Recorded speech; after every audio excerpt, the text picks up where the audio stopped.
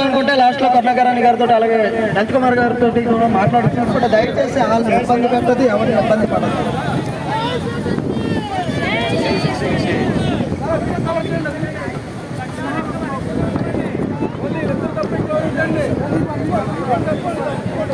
చారిత్రాత్మకమైనటువంటి victory at the point దగ్గర ఉన్న ఇంతకు ముందు మన సైన్యం సాధించినటువంటి విజయానికి మాత్రమే కాదు, భవిష్యత్తులో మనం సాధించబోయేటటువంటి విజయానికి కూడా ఈరోజు విశాఖపట్నంలో జరుగుతున్నటువంటి ఈ ర్యాలీ ఒక ప్రారంభం.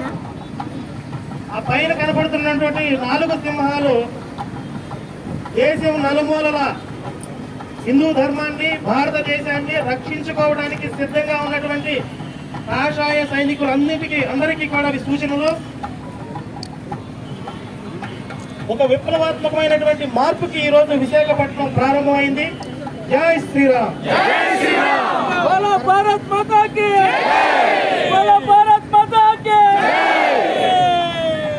హిందూ బంధువులందరికీ జై శ్రీరామ్, జై శ్రీరామ్.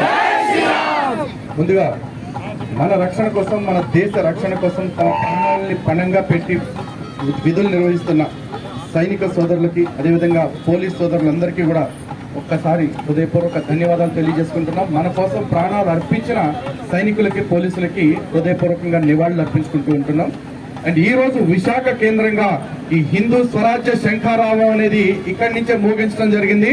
గుర్తు పెట్టుకోండి, ఈ శంఖారావం విశాఖలో మొదలైంది, విశాఖతో ఆగేది కాదు. యావత్ ఆంధ్ర రాష్ట్రం అంతా కూడా ఇది జరుగుతుంది.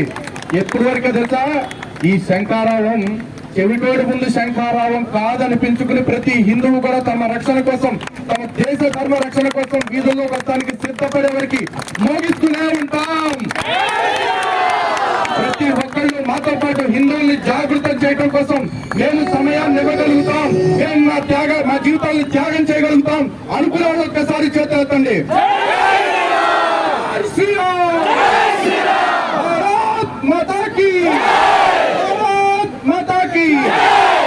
ముందరికెళ్ళాక మళ్ళీ మాట్లాడుకుందాం. ఇది జస్ట్ హాల్ట్ మాత్రమే, బ్రేక్ కంప్లీట్ పర్మనెంట్ బ్రేక్ కాదు.